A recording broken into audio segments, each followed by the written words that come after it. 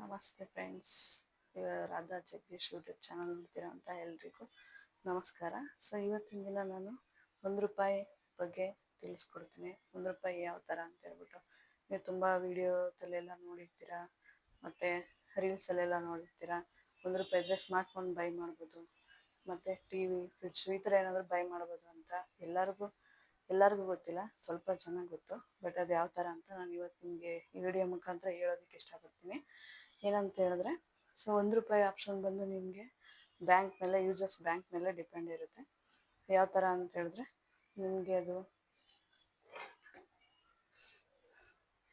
Axis bank, federal bank, HDFC bank, SBI bank, Kotak Mahindra bank, ICICI bank, ಈ ಥರ bank use ಮಾಡ್ತಿರೋರಿಗೆ so ಅದು bank ಕಡೆಯಿಂದ ಅವ್ರಿಗೆ ಒಳ್ಳೆ ಟ್ರಾನ್ಸಾಕ್ಷನು, ಗುಡ್ ಸಿಬಿಲ್ ಸ್ಕೋರ್ ಮೇಲೆ ಕೂಡ ಡಿಪೆಂಡ್ ಆಗಿರುತ್ತೆ.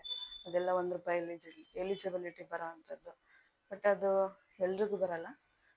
ಬಂದರೆ ಬೇಕಿದ್ರೆ ನಿಮ್ಮ ಹತ್ರ ಬೇಕಾದ್ರೆ ಅಕೌಂಟ್ ಇತ್ತು ಅಂದರೆ ನೀವು ಬೇಕಾದ್ರೆ ಚೆಕ್ ಮಾಡ್ಕೋಬೋದು. ನಾನು ವಿಡಿಯೋದಲ್ಲೇ ನಿಮಗೆ ಅದು ಯಾವ ಥರ ಅಂತ ಹೇಳ್ತೇನೆ. ಎಕ್ಸಾಂಪಲ್ ಇವಾಗ HDFC ಬ್ಯಾಂಕ್ ಇರುತ್ತೆ. ಸೊ HDFC ಬ್ಯಾಂಕ್ ಅವರು ಅಂತ ಹೇಳಿದ್ರೆ, ಸೊ ಇವಾಗ ನೀವು ಆಲ್ರೆಡಿ ಬ್ಯಾಂಕ್ ಹೋಲ್ಡರ್ ಆಗಿರ್ತೀರ. ಸೊ ಅದರಲ್ಲಿ ನಿಮಗೆ ಟ್ರಾನ್ಸಾಕ್ಷನ್ ತುಂಬ, ನೀವು ಶಾಪಿಂಗ್ ಮಾಡೋ ಕಡೆ ಎಲ್ಲ ಕಾರ್ಡ್ ಸ್ವೈಪ್ ಮಾಡಿರ್ತೀರ, ತುಂಬ ಟ್ರಾನ್ಸಾಕ್ಷನ್ ಮಾಡಿರ್ತೀರ.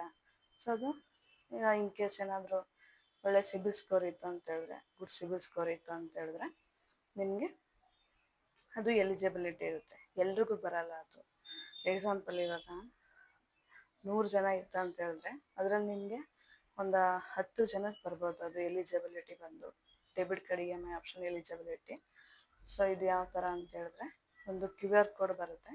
ಇದು ಬೇಕಾದ್ರೆ ನಾನು ನಿಮಗೆ ತೋರಿಸ್ತಾ ಇದ್ದೀನಲ್ವಾ. ಸೊ ಇದು ಬೇಕಿದ್ರೆ QR ಕೋಡ್ ಬರುತ್ತೆ.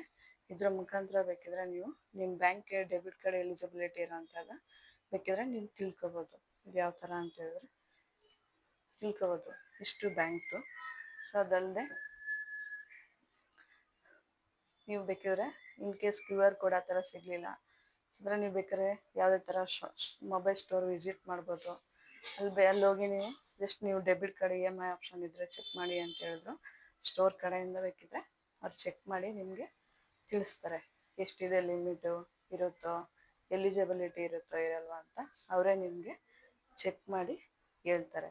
ಈ ಡೆಬಿಟ್ ಕಾರ್ಡ್ EMI ಆಪ್ಷನ್ ಇದರಲ್ಲಿ ಬೇಕಿದ್ರೆ ನೀವು ಅವಾಗೇನೆ ಹೇಳ್ದಂಗೆ ನಿಮಗೆ ವಸ್ತುಗಳು ಯಾವುದಾದ್ರೂ ಹೋಮ್ ಅಪ್ಲಯನ್ಸಸ್ಸು, ಮತ್ತು mobile, TV, laptop, washing machine, fridge ಈ ಥರ ಬೇಕಿದ್ರೆ ನೀವು ತೊಗೊಳ್ಬೋದು. ಇದು EMI ಆಪ್ಷನ್ ಇರುತ್ತೆ, ಡೆಬಿಟ್ ಕಾರ್ಡ್ EMI ಆಪ್ಷನ್ ಅಂತ.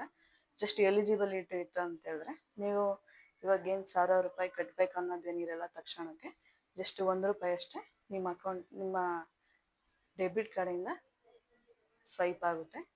ಸೊ ಆದರೆ ನೀವು ಏನಾದರೂ ಥಿಂಗ್ಸ್ ಆ ಥರದ್ದೆಲ್ಲ ಪರ್ಚೇಸ್ ಮಾಡ್ಕೋಬೋದು. ಸೊ ಇದು ಎಲ್ರಿಗೂ ಬರಲ್ಲ. ಏನಂತ ಹೇಳಿದ್ರೆ ಇವಾಗ ನಿಮಗೆ ಗೊತ್ತು, ಇವಾಗೆಲ್ಲ ಆಲ್ಮೋಸ್ಟ್ ಎಲ್ಲ ಬಂದು ಎಲ್ಲ UPI ಪೇಮೆಂಟೇ ಮಾಡ್ತಾ ಇರೋದು. ತುಂಬ ಜನ ಅಂದ್ರೆ ನಾನು ಪೇಮೆಂಟ್ ಮಾಡ್ತಾಯಿದ್ದೀನಿ UPI. ಇವಾಗ ನೀವು ತುಂಬ ಕಡೆ ಶಾಪಿಂಗ್ ಹೋಗ್ತಾ ಇರ್ತೀರಾ. ಸೊ ಅಲ್ಲೇ ಬೇಕಿದ್ರೆ ನೀವು ಕಾರ್ಡೆಲ್ಲ ಸ್ವೈಪ್ ಮಾಡಿ. ಸೊ ಅದರಲ್ಲಿ ನಿಮಗೆ ಪಾಯಿಂಟ್ಸ್ ಅಂತ ಆ್ಯಡ್ ಆಗ್ತಾ ಇರುತ್ತೆ.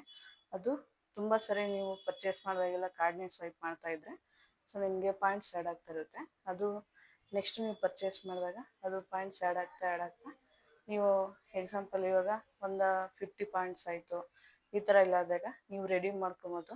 ಸೊ ಆವಾಗ ನಿಮಗೆ ಅಮೌಂಟ್ ಕೂಡ ಕಡಿಮೆ ಆಗುತ್ತೆ. ಅದು ಯಾವ ಥರ ಅಂತ ಹೇಳಿದ್ರೆ, ಎಕ್ಸಾಂಪಲ್ ಇವಾಗ ನೀವು ಒಂದು ₹40,000 ಪೇ ಮಾಡ್ತಾ ಇರ್ತೀರಾ. ಸೊ ಅದ್ರಲ್ಲಿ ಬಂದು ಪಾಯಿಂಟ್ಸ್ ಇತ್ತು ಅಂತ ಹೇಳಿದ್ರೆ ಅದರಲ್ಲಿ ನೀವು ಒಂದು 35,000 ಈ ಥರ ಬೇಕಿದ್ರೆ ರೆಡೀಮ್ ಆಗುತ್ತೆ. ಅದು ಎಲ್ಲರಿಗೂ ಅಂದರೆ ಕಾರ್ಡೆಲ್ಲ ನೀವು ಆಲ್ಮೋಸ್ಟ್ ಕಾರ್ಡನ್ನೇ ಯೂಸ್ ಮಾಡಬೇಕು ಮತ್ತು ಕಾರ್ಡ್ ಸ್ವೈಪ್ ಮಾಡ್ಕೋಬೇಕು. ಅಷ್ಟೇ ಫ್ರೆಂಡ್ಸ್, ಈ ವಿಡಿಯೋದಲ್ಲಿ ಇದನ್ನೇ ಮಾತ್ರ ಹೇಳೋದಕ್ಕೆ ಇಷ್ಟಪಡ್ತೀನಿ. ನೆಕ್ಸ್ಟ್ ವಿಡಿಯೋದಲ್ಲಿ ಸಿಗ್ತೀನಿ. Bye friends, thank you. Subscribe ಮಾಡಿ, ಲೈಕ್ ಮಾಡಿ, ಶೇರ್ ಮಾಡಿ, ಕಮೆಂಟ್ ಮಾಡಿ.